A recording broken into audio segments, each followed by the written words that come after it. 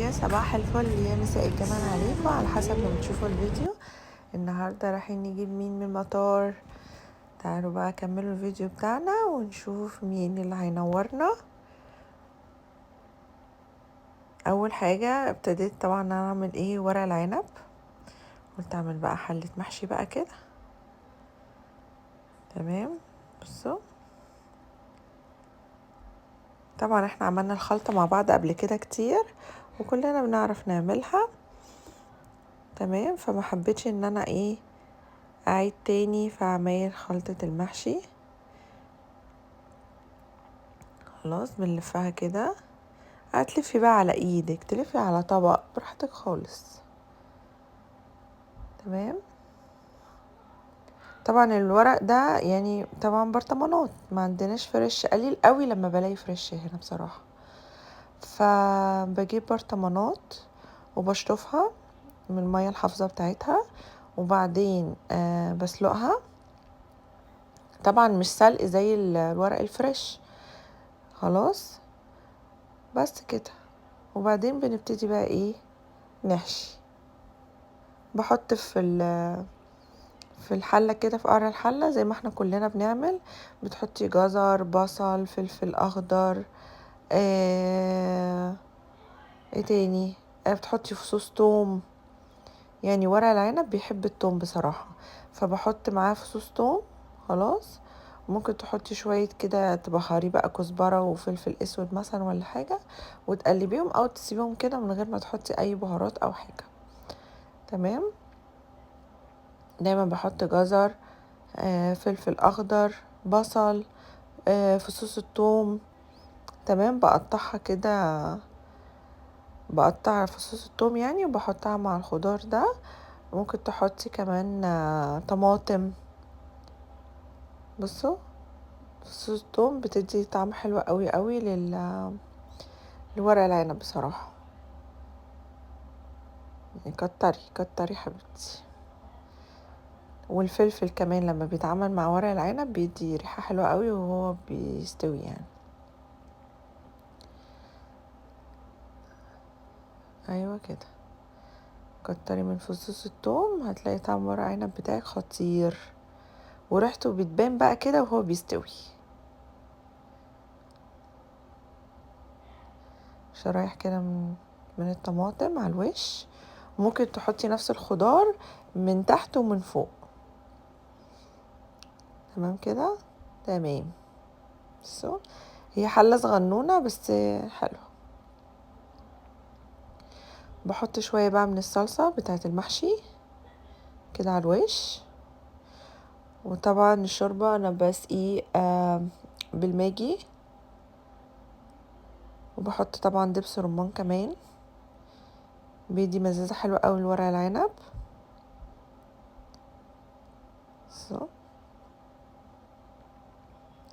وكمان بحط في الخلطة، يعني بحط من على الوش حبة صغيرين، وفي خلطة المحشي بحب احط دبس الرمان، سواء كرومب او يعني عامة اي محشي. تمام. اهي الشوربة غليتها، دي ماجي.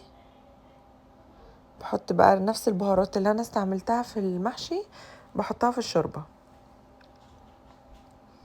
يعني نعناع، كزبرة، شوية من الكمون كده. ما بحطش ملح بقى لان حاطه دبس رمان. تمام. والماجي بتبقى مملحه اوريدي وشم الريحه بقى. خلاص.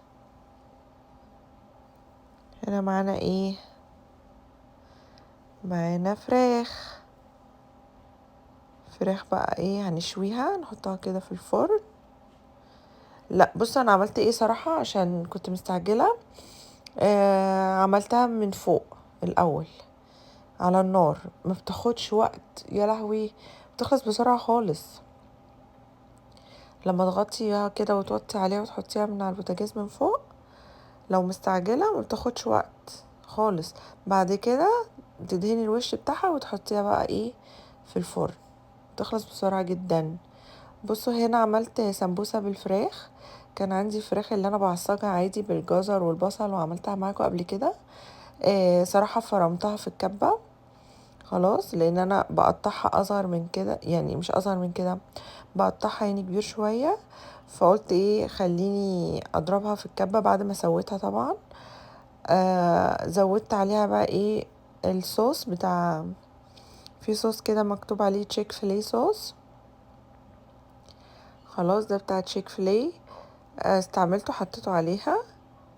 ممكن تحطي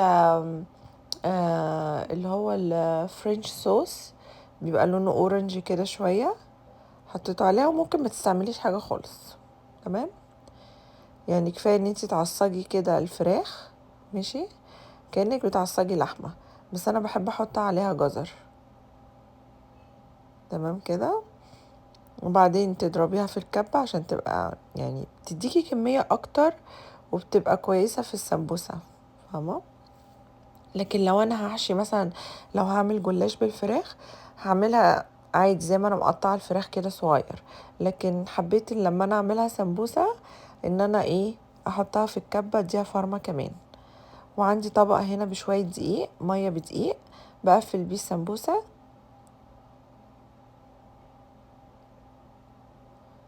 وهكذا. يبقى عندنا الفراخ خلاص، والورق عنب على النار، ماشي، وعملنا السمبوسه.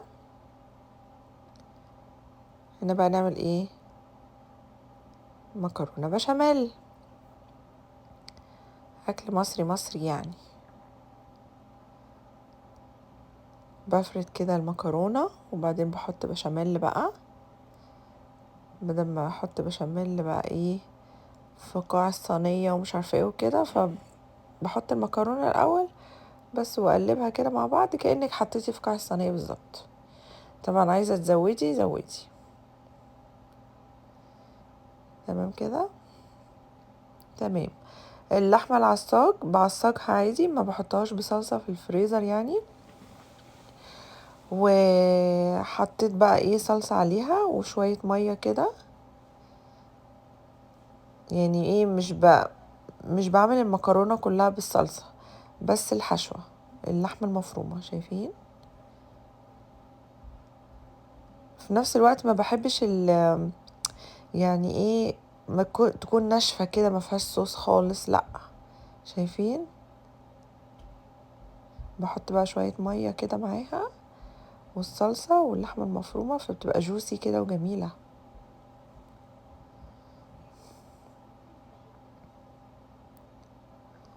بصوا ازاي، تمام.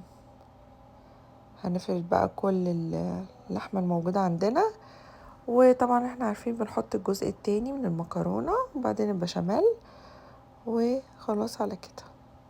ايوه كده عشان نخلص بقى. شايفين اللحمة جوسي ازاي،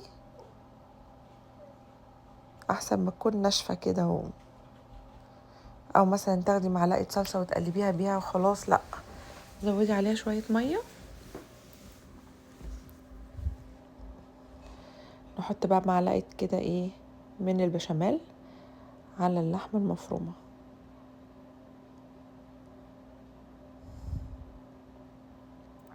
بعدين ننزل ببقية المكرونة.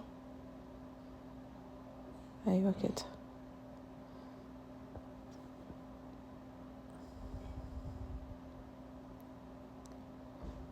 تمام تمام.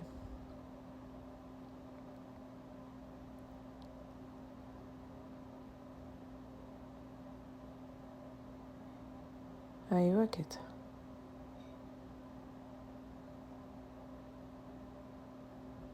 اكل ما بياخدش وقت، وبصراحة يعني احلى حاجة العيال بيحبوها الحاجات النواشف دي، سمبوسة، مكرونة بشاميل، يعني لو اكلوا منها كتير مش هيزهقوا.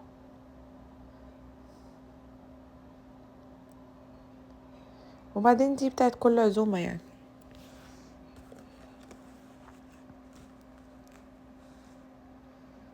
هنا هعمل ايه والله انا ناسي انا عملت ايه هنا. ببشر بصل ليه؟ هنشوف مع بعض دلوقتي. انا مش فاكرة.